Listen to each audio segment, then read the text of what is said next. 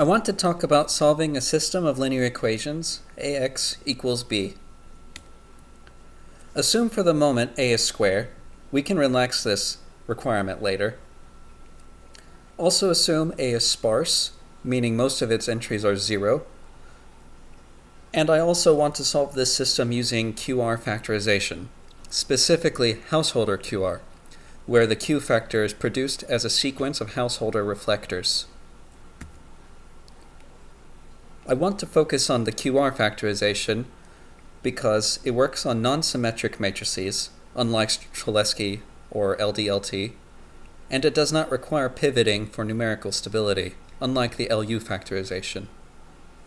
And it also happens to be the factorization I'm experimenting with and learning about at the moment. A is sparse, meaning most of its entries are 0. Pictured below is a plot of such a sparse matrix. The blue dots represent non-zero entries, and the white space everywhere else are zeros. You do not store the zeros in memory for a sparse matrix. Exploiting sparsity for a matrix factorization can be very hard, but it can be done. There are two main benefits to doing so. Promoting sparsity in factors reduces the memory requirements and allows you to factorize larger systems. This only works to a point, however. Factorizing very large systems is still out of reach and a topic of active research.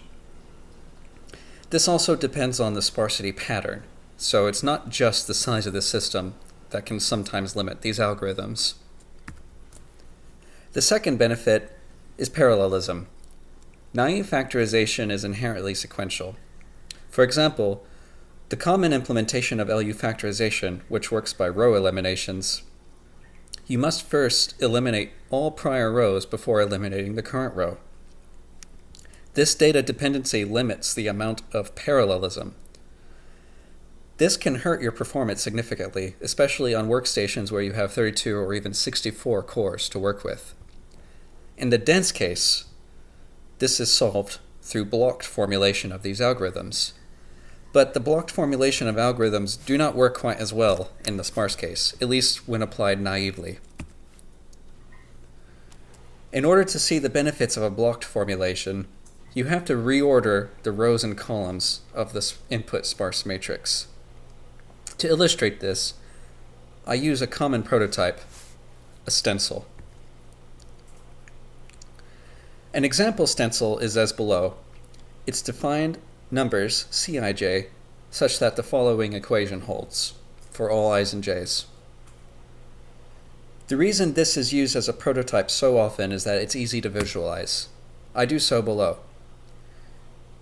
We may visualize the points at which we evaluate the stencil as grid points. So here we have, for example, a 2D grid. The orange points represent points at which the stencil is being evaluated, or points being used in the evaluation. I move these points around so that you can see how the access patterns of this stencil changes as it moves through the grid. You can assemble a stencil into a sparse matrix by linearizing its indices, in this case 2D indices, ij, into 1D. I pictured the sparse matrix below. We've already seen this sparse matrix in a prior slide. If we just applied a QR factorization to this algorithm naively, we have the data dependency problem again. The householder QR algorithm proceeds by eliminating columns of A. However, at any given column of A, you can only eliminate it with a householder reflector if the columns preceding it have also been eliminated. This is a data dependency. In other words, we cannot process the columns of A in parallel. Furthermore, doing so naively results in a significant amount of fill-in. Fill-in is where you introduce extra non-zero entries that were not present in the original matrix A. This increases the memory cost. To fix this problem, we partition the grid, and this partitioning will lead into a reordering. So suppose we have partitioned this grid into 3 sets. The gray set, a green set, and a blue set. The blue set, pictured below, is called a separator. It's called a separator because any stencil calculation done in the gray or green set cannot cross over this separator into the other partition. They're blocked by the separator. We'll use these partitions to reorder the rows and columns of A, and I'll explain why this actually yields significant benefits.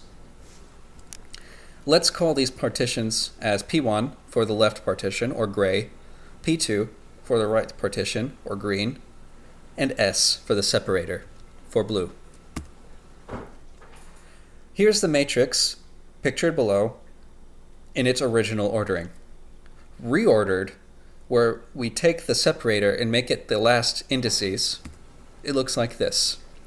We haven't actually changed the matrix. All we have done is moved rows and columns around.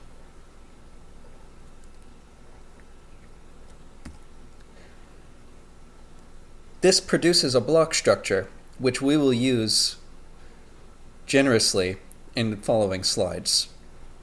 Mathematically, this block structure looks like this. We have introduced zeros in strategic locations. These zeros are structural and remain there even after factorization. So actually, we do not need to store those zeros.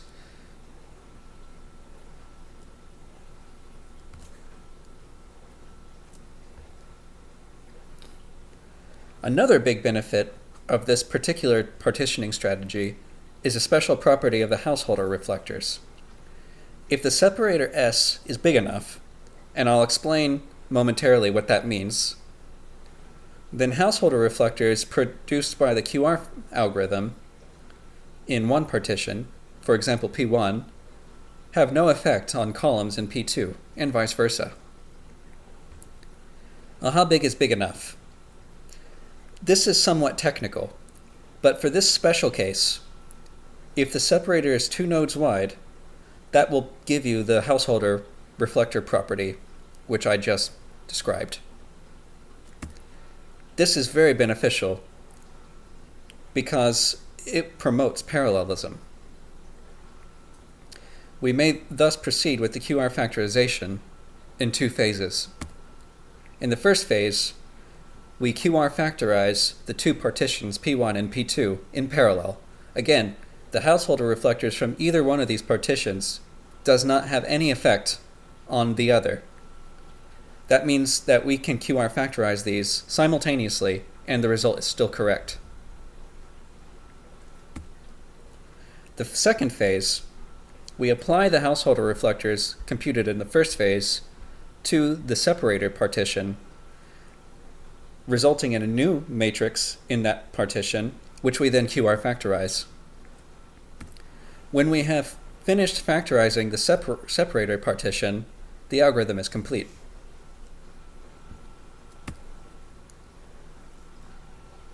So by reordering the matrix, we introduced zeros that we didn't need to store. This would allow us to factorize larger systems. It also revealed parallelism by removing data dependencies between partitions. Can we continue this process? At the moment, we only introduced 2 blocks of zeros and 2 partitions which may be factorized in parallel. On modern workstations, we can have 32 or 64 cores. 2 partitions in parallel isn't enough to keep all those cores busy. Recall how we ordered A. We computed a separator and 2 partitions which are separated by that separator. But the partitions themselves are also grid and stencil. We can do this again. In other words, we can proceed recursively. I illustrate what it looks like to a sparse matrix if we continue this process. This first matrix is the result of a single step of nested dissection, which is the name for the process I'm describing. We've already seen this reordered matrix earlier. Now, if we apply the algorithm recursively, we get more blocks.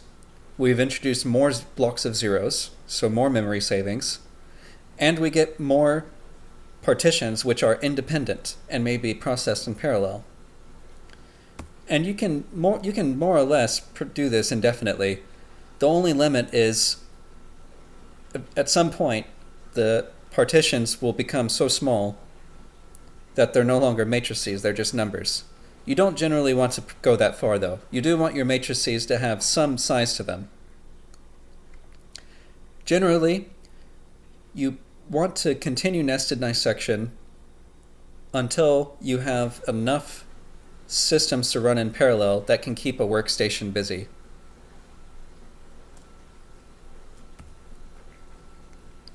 Nested dissection produces a natural tree structure. This tree is easy to compute and is very useful for directing the algorithm. The bottommost level of the tree, called the leaves, they may be processed in parallel. All of these nodes are separated by separators, and thus have the householder property I've already mentioned. When you are done factorizing this level, you can move up the tree to the next level. First, you apply the householders from the previous level, and then you factorize this level. When you have done that, you can proceed all the way to the top, apply all the householder reflectors computed thus far, and then QR factorize the result. When you have done so, the algorithm is complete. The reason I'm looking into this is I have curiosity and a theory that off-diagonal blocks produced in this way, which I show pictured below, should actually be low rank. This is usually the case for other algorithms like LU or Cholesky, but I haven't seen it demonstrated for the QR algorithm yet. If these are low rank, they can allow for significant space savings because you can compress them either through a rank revealing QR, SVD, or randomized SVD algorithms. This could also potentially make the sparse QR algorithm cheaper, although that would be harder to achieve. I'm currently implementing the nested dissection QR algorithm in Python as a prototype.